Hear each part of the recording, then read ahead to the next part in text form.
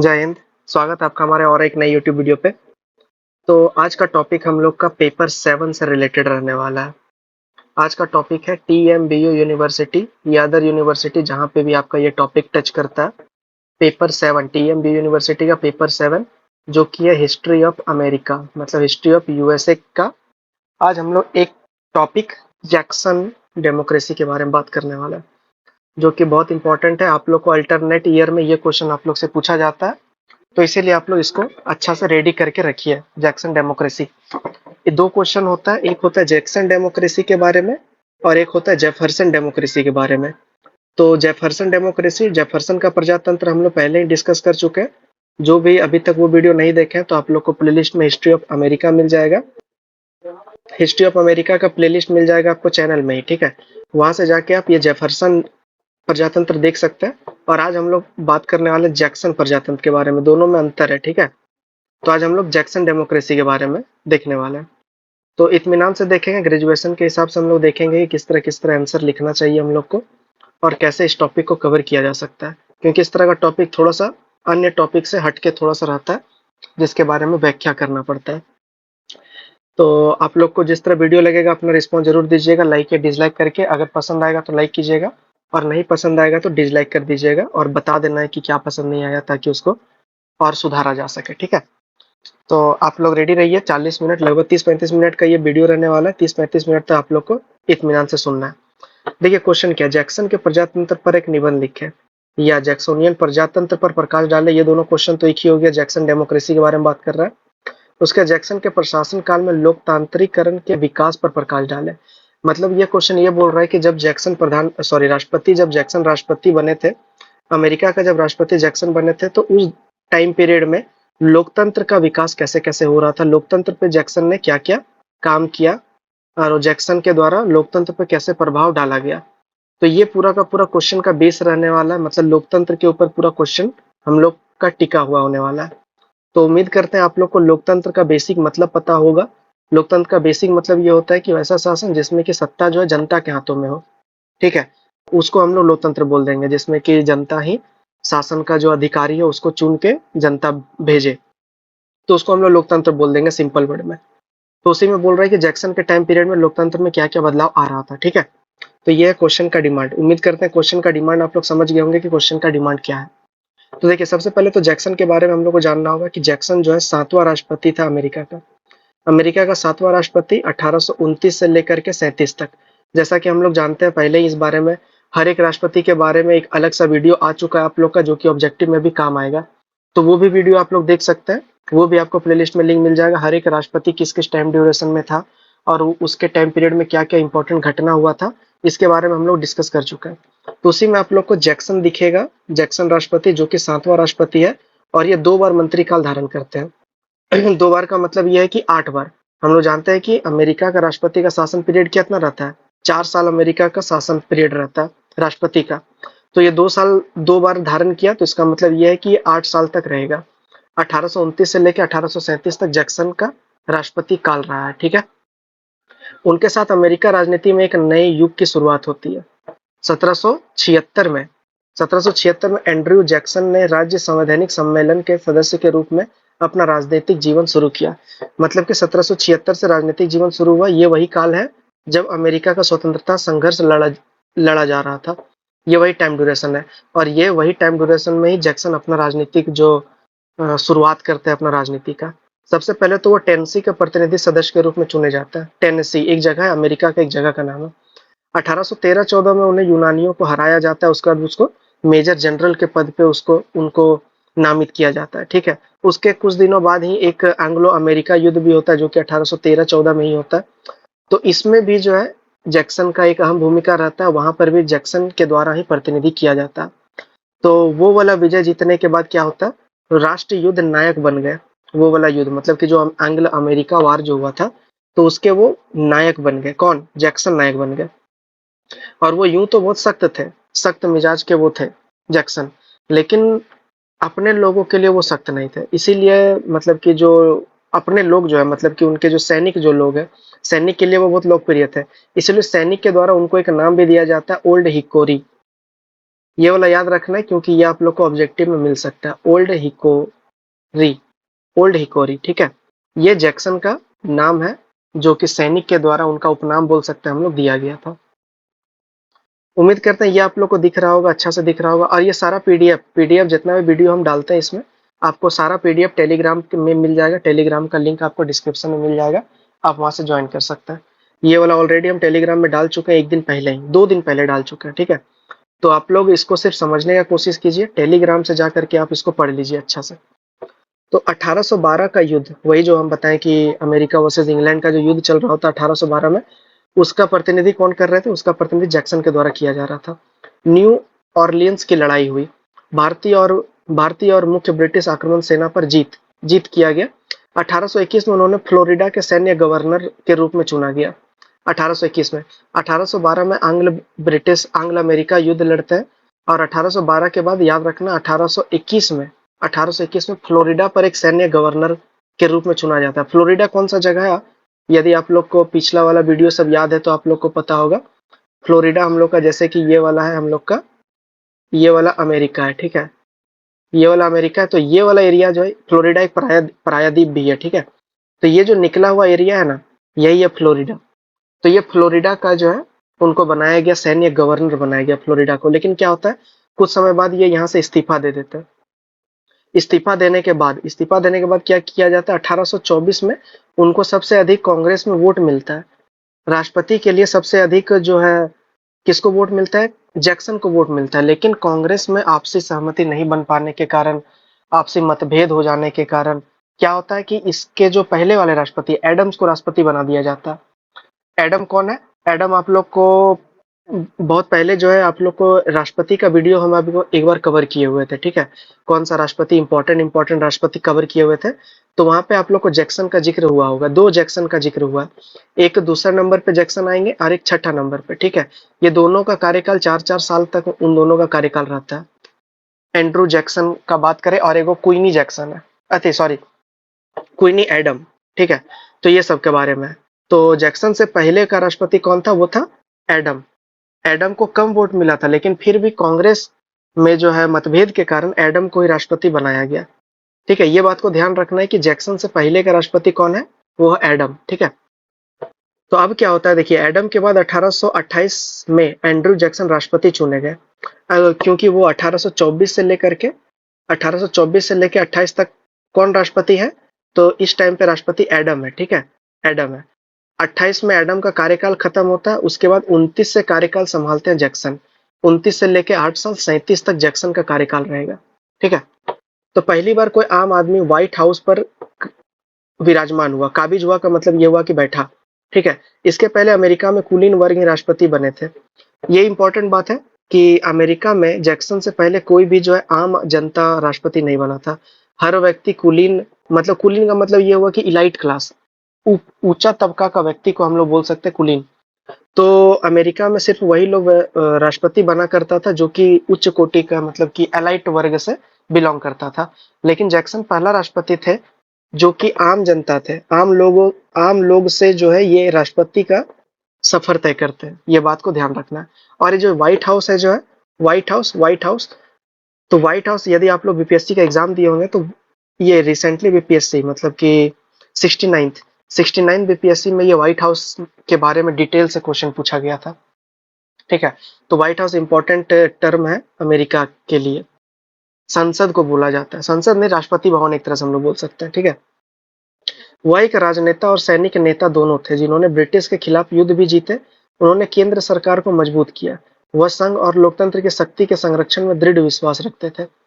हालांकि उनके निजी जीवन में बहुत आलोचना हुई और वे जीवन में भर असहजता महसूस करते रहे। उन्हें इतिहास में प्रभावशाली अमेरिकी राष्ट्रपति के साथ साथ आक्रामक और विवादास्पद के रूप में भी जाना जाता है। तो ये आप लोग का थोड़ा सा भूमिका हो गया जैक्सन के बारे में, ठीक है। भूमिका हो गया जैक्सन के बारे में। अभी तक हम लोग क्या पढ़े? अभी तक हम लोग क्या क्या जाने, एक बार हम लोग समरे कर लेते हैं जैक्सन के बारे में। क्या पढ़े? इनका जन्म तो हम लोग नहीं देखे, जन्म हुआ है 1767 में, ठीक है। और एक बात याद रखना, इसी साल इनका जो है पिता की मृत्यु भी हो जाती है। और कुछ साल बाद मतलब कि 1781 में इनकी भाई की भी मृत्यु हो जाती है। तो जैक्सन का आरंभिक जीवन जो देखे बहुत ही कष्टपूर्ण था, ठीक है। आरंभिक जीवन वैसा कुछ जैक्सन का था नहीं। जिससे कि किसी को भी अंदाजा कोई भी लगा सके कि ये राष्ट्रपति पद तक पहुंच पाएगा। तो बहुत ही लो फैमिली से आते थे, बहुत ही मतलब कि आम आम पब्लिक बोल सकते हैं, आम पब्लिक ये थे, लेकिन राष्ट्रपति बनने का सफर इनके द्वारा तय किया गया। सातवां राष्ट्रपति हम लोग देखें, सातवां राष्ट्रपति था 1829 से लेकर 37 तक राष्ट्रपति के पद इन्होंने धारण किया। उसके बाद हम लोग देखें कि कांग्रेस में जो है एडम को अपना लिया गया, ये जबकि सबसे ज्यादा वोट जैक्सन को मिला था, लेकिन फिर भी एडम को राष्ट्रपति के पद पर नियुक्त किया गया। उसके बाद हम लोग देखें 1813 में आंग्ल अमेरिका वार लड़ा गया, जिसमें कि मुख्य जो प्रतिनिधि कर रहे थे वो जैक्सन के द्वारा ही किया जा रहा था, जिससे कि इनको सैन्य कमांडर के तौर पर भी नामित किया गया। उसके बाद फ्लोरिडा में भी हम लोग देखें कि फ्लोरिडा में भी जो है मतलब ये वाला एरिया का बात हो रहा है, फ्लोरिडा वाला एरिया में भी उनको सैन्य कमांडर बनाया गया, लेकिन फ्लोरिडा में वो क्या करते हैं, इस्तीफा दे देते हैं। उसके बाद वो राष्ट्रपति का चुनाव लड़ते हैं, लेकिन पहला बार वो सफल नहीं होते हैं। ठीक है, सफल तो होते हैं एक्चुअल में, उनको वोट ज्यादा ही मिलता है, लेकिन फिर भी मतलब आपसी मतभेद के कारण जो है उनको राष्ट्रपति नहीं बनाया जाता। ठीक है, तो इतना तक हम लोग भूमिका देखें, यहाँ तक आप लोग को उम्मीद करते हैं समझ में आ गया होगा, क्योंकि भूमिका में ज्यादा कुछ खास नहीं है, जैक्सन के बारे में ही हम लोग कुछ कुछ देखें। अब हम लोग इसका मेन इंपॉर्टेंट पॉइंट देखते हैं जैक्सन के बारे में, इंपॉर्टेंट पॉइंट। ठीक है, हम लोग को लगभग 6-7 पॉइंट कवर करना है, जिसमें कि आपको जैक्सन अच्छा तरीका से क्रिस्टल क्लियर हो जाएगा। उम्मीद करते हैं यहाँ तक आप लोग को समझ में आ गया होगा। अगर समझ में आता है तो आप लोग वीडियो को लाइक कीजिएगा, नहीं आता है तो डिसलाइक कर दीजिएगा। ठीक है, देखिए पहला है समानता का सिद्धांत। कोई भी राष्ट्रपति महान राष्ट्रपति तब बनता है जब वो सभी जनता को लेकर साथ चलने का बात करता है।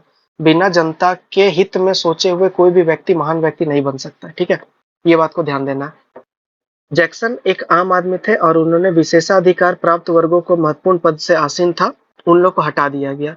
मतलब जिनको विशेषाधिकार प्राप्त था उनको हटा करके मतलब 10% जो है अपने कार्यालय से हटा दिया, और उसके बदले रिपब्लिकन पार्टी से संबंधित आम लोगों में वितरित कर दिया। मतलब जो भी विशेषाधिकार प्राप्त व्यक्ति जो नेता मतलब राजनीति में जो भी थे, उन लोग को हटा करके राजनीतिक पार्टी में वो वाला जो 10% का हिस्सा था राजनीति में वितरित कर दिया गया आम जनता के लिए। इससे क्या हुआ, इससे आम जनता भी को भी राजनीति में भागीदारी पाने का मौका मिल गया। इस सिद्धांत को बोला गया लूट का माल बोला गया इस सिद्धांत को। ठीक है, एक सिद्धांत दिया गया जिसको लूट का माल बोला गया। लूट की व्यवस्था शुरू किया गया। ये लूट की व्यवस्था क्या था, इसमें यह बोला गया कि जो विजेता पक्ष है वो लूट का माल वही रखेगा जो विजेता पक्ष है। ठीक है, तो इसीलिए वो तो 10% जो हटाया गया, नौकरी से हटाया गया, उसमें आम जनता को भर्ती कर दिया गया। ठीक है, और जल्दी ही इस प्रथा का जो ये प्रथा किसमें बदल गया, सिविल सेवा में। जल्दी ही ये प्रथा सिविल सेवा में बदल गया। ठीक है, तो ये हम लोग का समानता का सिद्धांत है। समानता का सिद्धांत मोटा मोटी बेसिकली हम लोग को एक सिद्धांत के बारे में जानना पड़ेगा, मतलब कि आप लोग याद रखिएगा वो सिद्धांत जिसको कि बोलते हैं लूट का व्यवस्था, बोलते हैं उसको लूट का व्यवस्था। लूट का व्यवस्था किसके द्वारा पारित किया गया, लूट का व्यवस्था पारित किया गया जैक्सन के द्वारा। ठीक है, इसमें यह बोला गया कि जो विजेता पक्ष है लूट का फायदा उसी को मिलेगा। ठीक है, तो ये हो गया समानता का सिद्धांत। उम्मीद करते हैं समानता का सिद्धांत समझ में आ गया होगा, ज्यादा हार्ड नहीं है समानता का सिद्धांत। अब देखिए मताधिकार का विस्तार। मताधिकार का विस्तार में क्या था कि पहले क्या होता था, पहले सिर्फ एलाइट वर्ग और उच्च कुल के वर्ग को ही जो है मताधिकार प्राप्त था। ये जो ओहियो और पश्चिम के अन्य राज्य जो है, ओहियो और पश्चिम के अन्य राज्य, ये लोग संघ में आने का एक वो बोल रहे थे, क्या बोलता है उसको, एक शर्त। ठीक है, संघ में शामिल होने का शर्त इनके द्वारा रखा गया कि हम जो है केवल और केवल श्वेत वर्ग को ही वोट देने का अधिकार देंगे, सिर्फ श्वेत वर्ग को। तो जिससे कि जैक्सन ये नहीं चाहते थे, जैक्सन ये चाहते थे कि सभी को मताधिकार समान वे में डिस्ट्रीब्यूट हो, लेकिन ओहियो और पश्चिम के अन्य राज्य जो है ये नहीं चाहते थे, जिसके कारण कि एक विवाद भी हुआ। तो 1821 का संवैधानिक सभा में उग्र सुधारवादियों ने मतदाता संबंधी सभी सांपत्तिक योग्यता को उन्मूलन का प्रस्ताव रखा। मतलब 1821 में क्या किया गया, 1821 में जितना भी विशेषाधिकार वर्ग जो है, जिनको कि सिर्फ और सिर्फ मताधिकार का व्यवस्था उपलब्ध कराया गया, उन सब को मतलब संपत्ति के तौर पर जिसको मताधिकार देने का प्रावधान किया गया, वो संपत्ति को खत्म करने का बात किया गया कि मतलब कि आप संपत्ति के बेस पर मताधिकार नहीं दिया जाएगा, अब सबको मताधिकार देने का ट्राई किया जाएगा। ठीक है, तो यही है मताधिकार का विस्तार किया गया, क्योंकि मानना था, कहा जाता था जीवन स्वतंत्रता और सुख की इच्छा ही समाज और सरकार का दायित्व है। मतलब कि सुधारवादियों ने कहा कि जीवन की स्वतंत्रता, सुख सुख की इच्छा और समाज और सरकार का दायित्व ही, अतः सभा को मताधिकार प्राप्त होना चाहिए। बेसिकली मतलब यही है कि सभी को मताधिकार प्राप्त कर होना चाहिए। ये जैक्सन का मतलब कि मोटो था, मोटो बोल सकते हैं। जैक्सन यही चाहते थे कि मताधिकार सबको प्राप्त हो, तब ना जनता भागीदारी लेगा, तब लोकतंत्र का असली मतलब समझ में आएगा। लोकतंत्र का मतलब यही यही है कि जनता ही जो है शासन का अहम डोरी जो है वो जनता के हाथ में होना चाहिए। और आप जब केवल और केवल व्हाइट लोगों को वोट देने का अधिकार देंगे, तो फिर ब्लैक लोगों का क्या होगा? ब्लैक लोग क्या करेंगे? तब उनको तो वोट देने का अधिकार नहीं होगा, ना ही उनका कोई प्रतिनिधि होगा। तो इसमें तो जो काले लोग हैं उनको तो दबाया दबाया जाएगा। तो यही जैक्सन के द्वारा इसका घोर विरोध किया गया, ये वाला प्रथा का। ठीक है, तो ये एक इंपॉर्टेंट बात है मताधिकार से रिलेटेड, ये बात को याद रखना है। तीसरा नंबर है दलगत राजनीति की शुरुआत। दलगत राजनीति में शुरुआत क्या हुआ कि पहले जैसा कि हम लोग डिस्कस कर रहे हैं, पहले एलाइट वर्ग को ही दिया जाता था, राजनीति में समर्थन दिया जाता था। लेकिन अब क्या हुआ? अब राजनीति मिशनरी का महसूस होने लगा। इसका मानना था कि इस मिशनरी के माध्यम से लोग सरकार की नीतियों को प्रभावित कर सकते हैं। मतलब कि जब तक सरकार को राजनीति में हम लोग इन्वॉल्व नहीं करेंगे, जब तक जनता को सरकार के राजनीति में इन्वॉल्व नहीं करेंगे, तब तक राजनीति सुचारू ढंग से नहीं चलेगा। तब एक मनमाना तौर पर निरंकुशता चलेगा। ठीक है, हिटलरगिरी चलेगा, हम लोग बोल सकते हैं। ठीक है, तो इसीलिए जो है ये राजनीति मिशनरी को सब में देने का बात किया गया। सब में देने का मतलब यह है कि जनता के हाथ में अब राजनीति का बागडोर देने का प्रयास किया गया, जिसमें कि प्रोफेसर ग्रेबनर, ये नाम को याद रखना, प्रोफेसर ग्रेबनर ने इस रवैया के महत्व पर टिप्पणी करते हुए कहा कि मुनरो और एडम्स के बहुत प्रिय और पक्षपातपूर्ण परंपरा को उखाड़ फेंकने में जैक्सोनियन ने प्रचार की नई तकनीक नियोजित किया था। अब देखिए, मुनरो और एडम, मुनरो के बारे में तो स्पेशली हम वीडियो आप लोग के लिए बना चुके हैं। मुनरो सिद्धांत क्या था, मुनरो के बारे में बहुत डिटेल से हम लोग पढ़ चुके हैं। लगभग 30-35 मिनट का वो वीडियो भी आप लोग को देखने को मिलेगा। तो जिनको मुनरो का सिद्धांत पढ़ना है वो भी वहां से जाके पढ़ सकते हैं। ठीक है, वीडियो साथ सब कुछ आपको प्लेलिस्ट में मिल जाएगा। हर प्लेलिस्ट अलग अलग, history of USA, history of modern India, history of China Japan, history of ancient India, BA part 1, BA part 2। आप एक बार प्लेलिस्ट में जाके तो देखिए, आपको फिर निकलने का मन नहीं करेगा वहां पर से। ठीक है, आप लोग को पूरा ग्रेजुएशन का हर एक कंटेंट यहाँ पे, हर एक कंटेंट तो नहीं लेकिन धीरे धीरे करके हर एक कंटेंट आप लोग को अवेलेबल कराया जा रहा है। ठीक है, संक्षेप में मार्गदर्शन बनाए रखने में जैक्सोनियन 1820 के राजनीतिक क्रांति अमेरिकी लोगों को अपने लोकतंत्र को प्रभावी बनाने के लिए बहुत ही सफल रहा। ठीक है, राजनीति माध्यम दिखाया। तो लोकतंत्र को प्रभावी ढंग से बनाने के लिए ये जो है दलगत राजनीति की शुरुआत, ये बहुत ही इंपॉर्टेंट भूमिका निभाया, क्योंकि अब आम जनता भी राजनीति में भागीदारी ले सकते थे। ठीक है, तो ये भी जैक्सन का बहुत इंपॉर्टेंट हो गया। क्यों हुआ कि नहीं हुआ? आप जरा सा ये सब चीज में विचार करने वाला बात है। ठीक है, तो आप लोग ये सब चीज में सिर्फ पढ़ने के टर्म में आप लोग मत पढ़िए, इसमें थोड़ा सा सोचिए, थोड़ा सा विचार कीजिए। क्योंकि हम जो भी आप लोग को पढ़ाते हैं सिर्फ वो ग्रेजुएशन के लिए ही नहीं पढ़ाते हैं, ये बात को आप लोग ध्यान दीजिएगा। सिर्फ ग्रेजुएशन के लिए हम ट्राई करते हैं कि आप लोग को वो चीज का आगे भी फायदा, आप लोग को वो चीज को मिले। सिर्फ ग्रेजुएशन तक ही आप लोग ना लटक के रह जाए। हो सकता है कि किन्हीं का ख्वाहिश है कि पीजी, हिस्ट्री से पीजी भी हम लोग को करना है, तो वो लोग को वहां पर भी आप लोग को फायदा देखने को मिलेगा। ठीक है, अब देखिए चौथा नंबर पॉइंट है यूनाइटेड स्टेट बैंक का मुद्दा। ये भी एक बहुत अहम मुद्दा रहता है, क्योंकि क्या हो रहा था कि पहले क्या हो रहा था कि संघ को अधिक ताकतवर बनाया जा रहा था। संघ को अधिक ताकतवर बनाने से क्या हो रहा था कि संघ का जो बैंक है, जिसको कि हम लोग बोलते थे यूनाइटेड स्टेट बैंक, जिसको कि बोला जाता था। ठीक है, बैंक ऑफ यूनाइटेड स्टेट बोला जाता था। तो उसको क्या किया गया, उसको 10 साल के लिए एक्सटेंड कर दिया गया। मतलब 10 साल तक वो सरकार की निगरानी में काम करेगा। तो जैक्सन को ये बात बिल्कुल पसंद नहीं आया कि बैंक में सरकार का नियंत्रण ज्यादा नहीं होना चाहिए। सरकार का नियंत्रण, बैंकों में हस्तक्षेप जो है वो, उससे क्या होता है कि बैंक जो है अपना सुचारू ढंग से काम नहीं कर पाता। इसीलिए जैक्सन के द्वारा ये वाला जो सिद्धांत आया था, इस पे वीटो कर दिया गया। इस पे ध्यान दीजिएगा, वीटो, अमेरिका के राष्ट्रपति को वीटो का अधिकार प्राप्त है। इंडिया के भी राष्ट्रपति को पॉकेट वीटो का अधिकार प्राप्त है। लेकिन इसमें जैक्सन ने वीटो कर दिया कि यूनाइटेड स्टेट का मुद्दा पे लेकर के वीटो। उसमें क्या कहा गया, उसमें यह सवाल उठाया गया कि ये सभी आरोप लगाया गया कि बैंक क्या कर रहा है, अमीर को ज्यादा अमीर बना रहा है और गरीब को ज्यादा गरीब बना रहा है। मतलब ये है कि वो अमीर को निस्वार्थ भाव से, मतलब कि अमीर को मतलब कि आउट ऑफ द बॉक्स जाकर के अमीर को समर्थन कर रहा है संघ का बैंक। संघ का bank out of the box जाकर के, मतलब एलाइट ग्रुप को, मतलब कि उच्च उच्च कुल के लोग को, कुल बार बार जो है ना गलत टर्म का यूज हम कर रहे हैं, यहाँ पे सही टर्म होना चाहिए, क्या होना चाहिए, उच्च कुल नहीं होना चाहिए, होना चाहिए अ, उच्च समाज बोल सकते हैं, ठीक है, क्योंकि ये वाला संपत्ति के हिसाब से उच्च निम्न को दायरा में बांटा गया था, संपत्ति के हिसाब से। इसीलिए जैक्सन संपत्ति को उन्मूलन करने के लिए बार बार दबाव डाल रहे थे कि संपत्ति नहीं होना चाहिए, ना ही वोटिंग में संपत्ति होना चाहिए, ना ही लोकतंत्र में संपत्ति का कुछ माजरा होना चाहिए, ना ही राजनीति में हस्तक्षेप होना चाहिए, ना ही बैंक में हस्तक्षेप होना चाहिए, संपत्ति का उन्मूलन कर देना चाहिए। लेकिन आपको पता होगा कि अमेरिका एक पूंजीवादी देश है, वहां पे संपत्ति का तो ऐसा कुछ होगा ही नहीं। आप लोग इसको कार्ल मार्क्स से रिलेटेड करके देख सकते हैं, ठीक है, कार्ल मार्क्स से रिलेट करके आप लोग उसको समझ सकते हैं, जो कि कार्ल मार्क्स बोला करते थे कि संपत्ति का पूर्ण रूप से उन्मूलन कर देना चाहिए, ठीक है। तो आप लोग एक दूसरे से रिलेट करके इंटरलिंक करके आप लोग पढ़ने का ट्राई कीजिए जब भी आप लोग पढ़ते हैं। 5वां नंबर पॉइंट देखिए, विशेषाधिकार वर्ग का विरोध करना। तो ये इसमें कुछ खास बात है नहीं, जो कि अभी हम लोग बार बार देख रहे हैं कि विशेषाधिकार वर्ग को बार बार समाप्त करने का बात किया गया। कुलीन वर्ग, हाँ, जो अभी हम उच्च कुल जो बात कर रहे थे उसको हम लोग कुलीन वर्ग बोलते हैं, कुलीन वर्ग, ठीक है। कुलीन वर्ग का मतलब ये होता है कि अलाइड ग्रुप का मतलब होता है। तो अमेरिका में जिस विशेष अधिकार प्राप्त था, जिसे विशेष अधिकार प्राप्त था, उस वर्ग का उन्होंने विरोध किया और प्रत्येक व्यक्ति को समान बताया।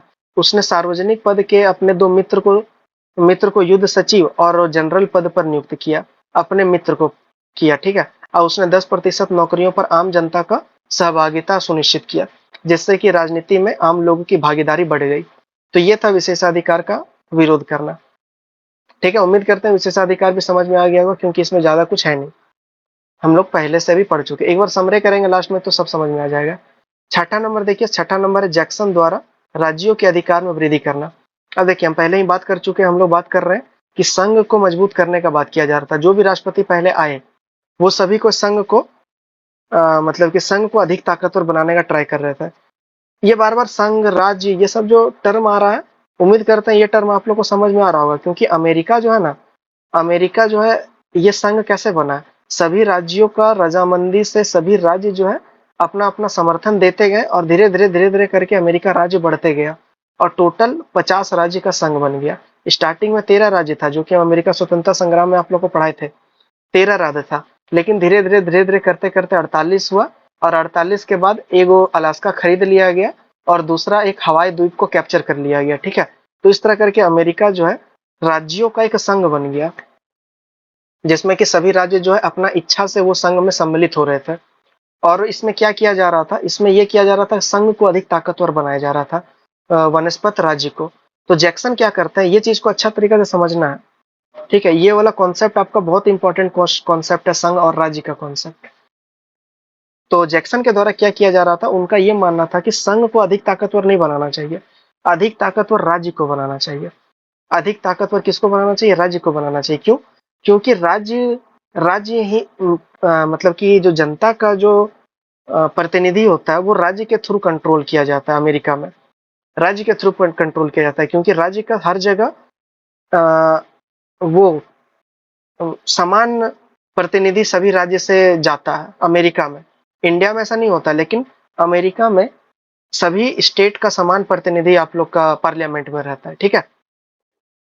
तो उसको मजबूत करने का बात किया गया राज्य को।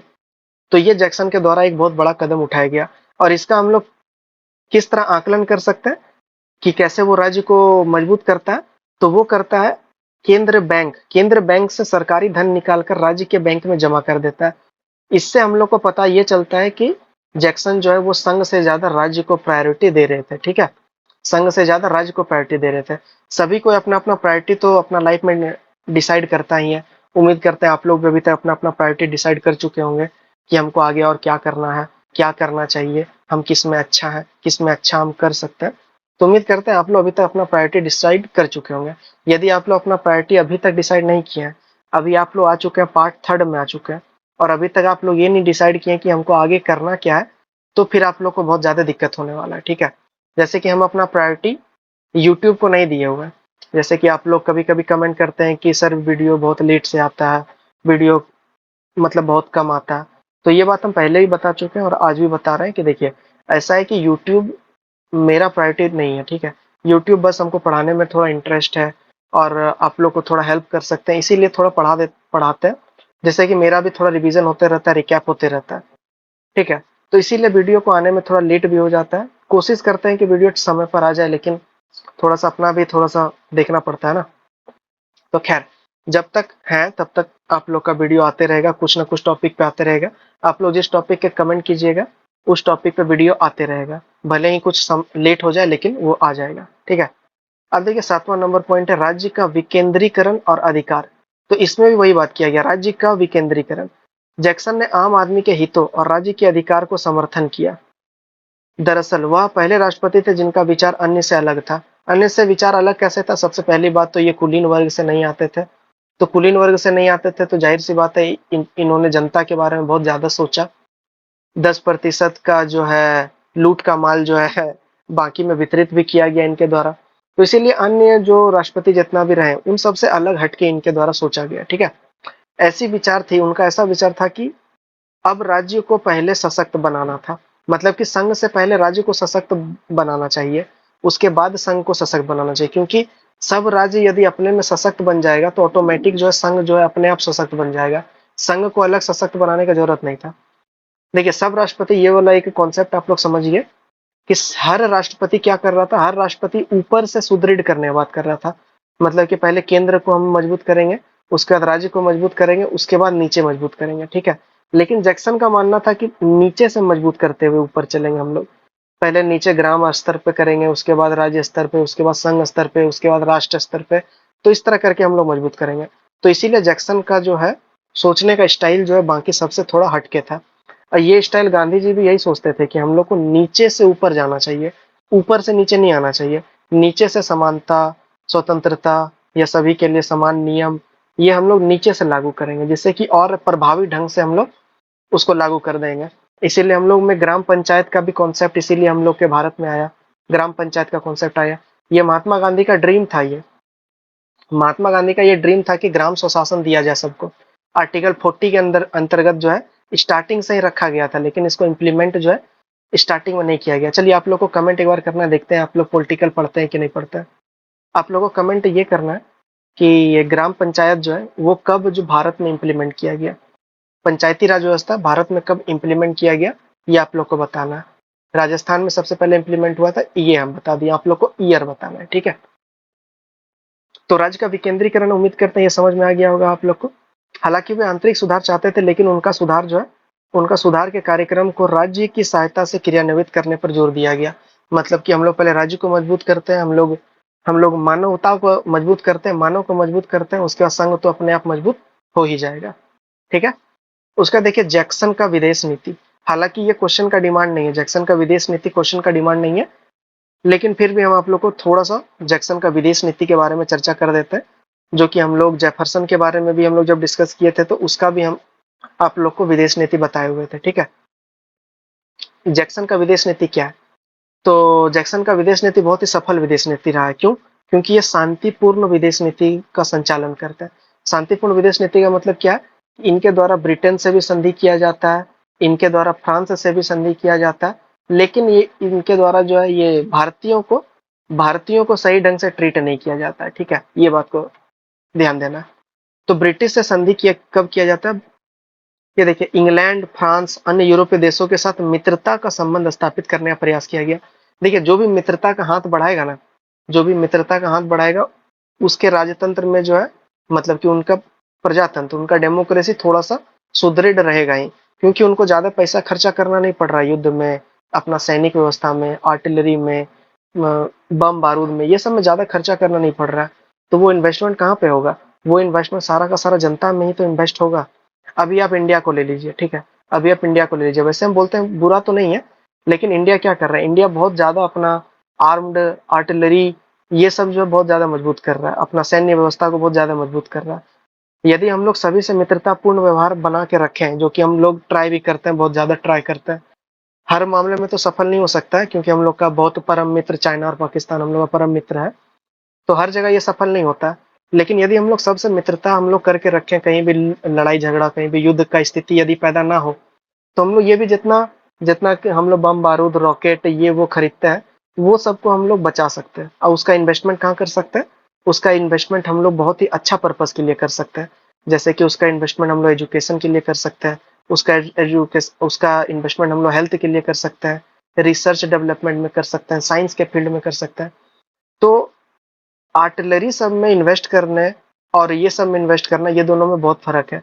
इससे क्या होता है कि मानव अथे इंडिया का जो जीडीपी भी बढ़ता है और मानव पूंजी भी बढ़ता है, जिसको कि ह्यूमन कैपिटल बोलते हैं। वो सब इससे बढ़ता है, जिससे कि कोई भी देश जो है ना ज्यादा सशक्त होता है, जहाँ पे एजुकेशन जहाँ अच्छा है, जहाँ हेल्थ अच्छा है, जहाँ पर रिसर्च पे खर्चा किया जा रहा है, साइंस पे खर्चा किया जा रहा है। तो ये सब करने से कोई भी देश जो है वो अ, उसको बोल सकते हैं कि अपने पैर पे वो खड़ा हो सकता है धीरे धीरे करके। और हम लोग क्या करते हैं, युद्ध में ज्यादा हम लोग इन्वेस्ट वहां करते हैं। ऐसा नहीं बोलते हैं कि युद्ध में इन्वेस्ट करना खराब है, वो भी समय पर उनका भी काम आता है, लेकिन हम लोग को इस पे ज्यादा खर्चा करना चाहिए। आप लोग का क्या राय है इस बारे में, जरूर कमेंट करके बताइएगा। थोड़ा मोड़ा आप लोग का राय भी जानने में हम इच्छुक रहते हैं। ठीक है, तो ये जैक्सन का विदेश नीति उम्मीद करते हैं समझ में आ गया होगा। ओ अच्छा, जैक्सन का विदेश नीति बताएं ही काम, तो इधर उधर के बारे में बात करने लगे। इधर उधर का जो बारे में बात करते हैं, ये आप लोग का ग्रेजुएशन से हट के रहता है, ग्रेजुएशन से हट के रहता है, लेकिन ये सब आप लोग को जरूर कहीं ना कहीं काम देगा। ब्रिटेन के बीच सीमा विवाद था, जिसको कि शांतिमय ढंग से वो दूर कर लिया गया। जैक्सन के द्वारा भारतीयों के प्रति सख्त रवैया को अपनाया गया। और एक 1815 में जो हुआ था, ये जो हुआ था क्या बोलता है उसको, 1815 में नेपोलियन के साथ जो युद्ध हुआ, क्या बोलता है, अरे बहुत फेमस युद्ध है, नाम स्लिप हो गया माइंड से थोड़ा सा, अभी याद आ जाएगा थोड़ा देर में। तो 1800 वाटरलू का ये लड़ाई, हाँ। तो वाटरलू का लड़ाई जो हुआ था, इसमें जो सीमा का डिस्प्यूट जो हो गया था कि किसको सीमा क्या मिलना चाहिए नहीं मिलना चाहिए, तो अमेरिका और फ्रांस के बीच जो ये सीमा विवाद चल रहा था, और अंततः जाके 1831 में जैक्सन के द्वारा ये सीमा विवाद को शांतिपूर्ण ढंग से जो है इस विवाद को निपटारा किया गया। ठीक है, जैक्सन ने अंतरराष्ट्रीय बाजार में रुचि के लिए एक नाम याद रखना, एडवर्ड रॉबर्ट्स। ठीक है, एडवर्ड रॉबर्ट्स को जो है पूरा देश में भेजा गया आर्थिक जायजा लेने के लिए। व्यापार किस तरह हम लोग कर सकते हैं, आर्थिक जायजा लेगा तो व्यापार कैसे कर सकते हैं, कितना मैन्युफैक्चर करना चाहिए, कितना निर्यात करना चाहिए, ये सब का जायजा लेने के लिए उसने एक व्यक्ति को भेजा। ठीक है, एडवर्ड रॉबर्ट्स को। तो उम्मीद करते हैं यहाँ तक आप लोग को कॉन्सेप्ट समझ में आ गया होगा। ये हम लोग का 8 कॉन्सेप्ट, मतलब कि 8 पॉइंट हम लोग का ये वाला था, जो कि जैक्सन डेमोक्रेसी को अच्छा तरीका से डिफाइन करता है। तो एक बार हम आप लोग को पूरा का पूरा रिकैप कराना चाहते हैं, जिससे कि आप लोग आसानी से समझ सके। देखिए, जैक्सन में हम लोग सबसे पहले तो उसका भूमिका देखें। उसका भूमिका देखें कि जैक्सन के द्वारा जो है जन्म कहाँ हुआ, मतलब जन्म कब हुआ, उनका आरंभिक जीवन के बारे में देखें, उनका मंत्रिमंडल के बारे में देखें कि किस प्रकार एडम उनको सबसे ज्यादा वोट मिला था, लेकिन एडम को बना दिया गया। उसके बाद 1824 का कहानी देखे, 1813 का कहानी देखे जब युद्ध होता है, इंग्लैंड के साथ युद्ध होता है। उसके बाद फ्लोरिडा का वो जो है सैन्य कमांडर भी बनाए जाते हैं, लेकिन इस्तीफा दे दिया जाता है। तो भूमिका में हम लोग ये सब बात हम लोग डिस्कस किए। ठीक है, भूमिका के में देखने के बाद हम लोग स्पेशली स्पेशली जैक्सन डेमोक्रेसी के बारे में बात किए, प्रजातंत्र के बारे में बात किए। प्रजातंत्र में हम लोग सबसे पहले समानता के बारे में बात किए। समानता समानता के बारे में हम लोग क्या देखे, समानता के बारे में हम लोग देखे कि जिसको भी विशेषाधिकार प्राप्त था, उन सबको 10% को हटा दिया गया, और बदले में क्या किया गया, बदले में नया जो आम जनता को नियुक्त किया गया। ठीक है, तो ये हम लोग देखे समानता, पहला नंबर पॉइंट हम लोग यही देखे थे। दूसरा नंबर हम लोग पॉइंट क्या देखे, दूसरा नंबर हम लोग पॉइंट देखे मताधिकार से रिलेटेड, जिसमें कि हम लोग देखे कि ओहियो वाला जो क्षेत्र था, पश्चिम वाला जो क्षेत्र था, वो लोग क्या चाहता था, वो लोग चाहता था कि सिर्फ और सिर्फ व्हाइट लोगों को ही मताधिकार का अधिकार प्राप्त हो, लेकिन जैक्सन ये नहीं चाहते थे। इसीलिए इनके द्वारा जो है 1821 में जो है 1821 में एक संवैधानिक रूप से जो है इसको खत्म करने का बात किया गया, मताधिकार रिलेटेड क्वेश्चन को। उसके बाद हम लोग देखें कि दलगत के बारे में, मतलब कि दल में राजनीति का विस्तार कैसे किया जाए। तो इसमें क्या किया गया, इसमें किया गया आम जनता को राजनीति से जोड़ दिया गया। आम जनता को राजनीति से कैसे जोड़ दिया गया, 10% वो लोग जो भी विशेषाधिकार प्राप्त व्यक्ति थे, उन लोग को हटा करके 10% आम जनता को डाल दिया गया। और अपने मंत्रिमंडल में जैक्सन क्या किए थे, अपने मंत्रिमंडल में अपना विचार रखने वाले व्यक्ति को अपने मंत्रिमंडल में शामिल कर लिए थे। अपने विचार का मतलब ये है कि जो जैक्सन को समर्थन कर रहे थे उनको जो है अपना मंत्रिमंडल में वो रख लिए थे। ठीक है, चौथा नंबर हम लोग पॉइंट देखे यूनाइटेड स्टेट ऑफ अमेरिका का बैंक के बारे में। बैंक के बारे में हम लोग क्या देखे कि केंद्र बैंक को ज्यादा सशक्त ना बना करके हम लोग राज्य को सशक्त बनाने का कोशिश करते हैं। ठीक है, ये हम लोग देखे। उसके बाद पांचवा नंबर हम लोग देखे विशेषाधिकार वर्ग को कैसे समाप्त किया गया। तो इसमें भी वही हम लोग देखे कि 10% को खत्म कर दिया गया। 10% को खत्म करके अन्य जो है मतलब कि कुलीन वर्ग को जिनको के बहुत ज्यादा विशेषाधिकार प्राप्त था उन लोग को हटा करके जो आम जनता थे उन लोग को नियुक्त किया गया। ठीक है, छठा नंबर पॉइंट हम लोग देखे कि किस प्रकार जो है राज्यों के अधिकार में वृद्धि किया गया। राज्यों के अधिकार में किस प्रकार वृद्धि किया गया, क्योंकि इनका क्या मानना था, इनका ये मानना था कि केंद्र जो है अधिक शक्तिशाली ना हो राज्य से, राज्य अधिक शक्तिशाली हो, क्योंकि राज्य जनता का प्रतिनिधि करता है, राज्य में ही जनता निवास करता है। ठीक है, और संघ तो बना है राज्यों के मेल से बना है, इसीलिए राज्य को सुदृढ़ बनाने का मतलब ये है कि हम लोग जनता को सुदृढ़ कर रहे हैं, जिससे कि डेमोक्रेसी को बढ़ावा मिल रहा है। ठीक है, तो उम्मीद करते हैं ये छठा नंबर भी आप लोग का पॉइंट क्लियर ही होगा। चौथा नंबर पॉइंट क्या देखे, विकेंद्रीकरण का बात किया गया। विकेंद्रीकरण, विकेंद्रीकरण में क्या देखा गया कि ऊपर से नीचे सशक्त नहीं करना है हम लोग को नीचे से ऊपर सशक्त करना है। मतलब पहले राज्य करेंगे फिर हम लोग संघ को करेंगे। ठीक है, ये हम लोग विकेंद्रीकरण में देखे। इसमें हम लोग ये देखे कि उनका जो राय है, उनका जो विचार है, उनका मतलब जैक्सन का जो विचार है वो अन्य राष्ट्रपति से हटके उनका विचार है। ठीक है, अन्य राष्ट्रपति से हटके विचार है, इसीलिए जो है विकेंद्रीकरण एक अहम मुद्दा बन जाता है। आठवां नंबर हम लोग टॉपिक से हट के पढ़े, ये टॉपिक हम लोग का नहीं था लेकिन फिर भी हम लोग विदेश नीति के बारे में पढ़ लिए। विदेश नीति में इंपॉर्टेंट क्या है, इंपॉर्टेंट ये है कि उनके द्वारा शांतिपूर्ण व्यवहार का इस्तेमाल किया गया। चाहे हम लोग ब्रिटेन से बात करें, चाहे फ्रांस से बात करें, और चाहे हम लोग इंडिया से बात करें, इंडिया के लिए वो थोड़ा सशक्त रवैया अपनाते थे।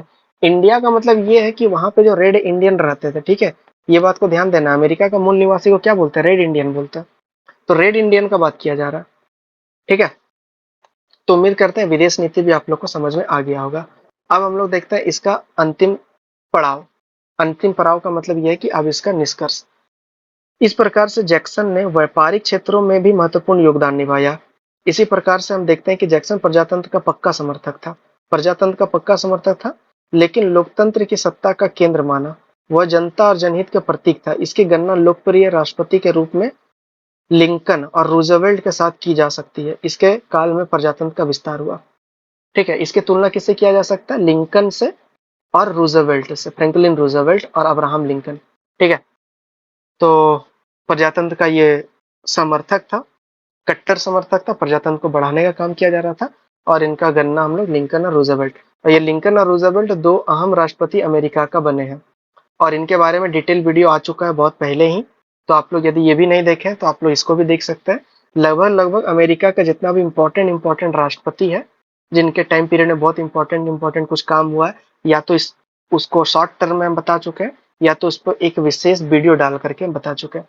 जैसे कि हम आपको बताएं तो सबसे पहले हम लोग मुनरो के बारे में हम लोग पढ़ चुके हैं, हम लोग जेफरसन के बारे में हम लोग पढ़ चुके हैं, जेफरसन के बारे में, मुनरो के बारे में, रूजवेल्ट के बारे में हम लोग पढ़ चुके हैं, उसके बाद फ्रैंकलिन रूजवेल्ट, उसके बाद हम लोग ये आज को जेफरसन भी, आज को जैक्सन भी हम लोग आज को पढ़ चुके हैं, अब्राहम लिंकन भी हम लोग पढ़ चुके हैं, और एक है रूजवेल्ट से रिलेटेड ही है एक, फ्रैंकलिन रूजवेल्ट, और थियोडर रूजवेल्ट भी हम लोग पढ़ चुके हैं। दो गो रूजवेल्ट, एक फ्रैंकलिन रूजवेल्ट और एक थियोडर रूजवेल्ट। ठीक है, इसके बारे में भी हम लोग पढ़ चुके हैं। और न्यू डील पॉलिसी तो इनके टाइम में आया था, और एक आर्थिक मंदी के टाइम पीरियड में जो है उनका टाइम पीरियड भी हम लोग पढ़ चुके हैं। तो मोटा मोटी हम लोग 7-8 राष्ट्रपति को पूरा डिटेल से कवर कर चुके हैं। ठीक है, मेरा बोलने का मतलब बस यही है, लगभग लगभग 7-8 राष्ट्रपति को हम लोग पूरा डिटेल से कवर कर चुके हैं।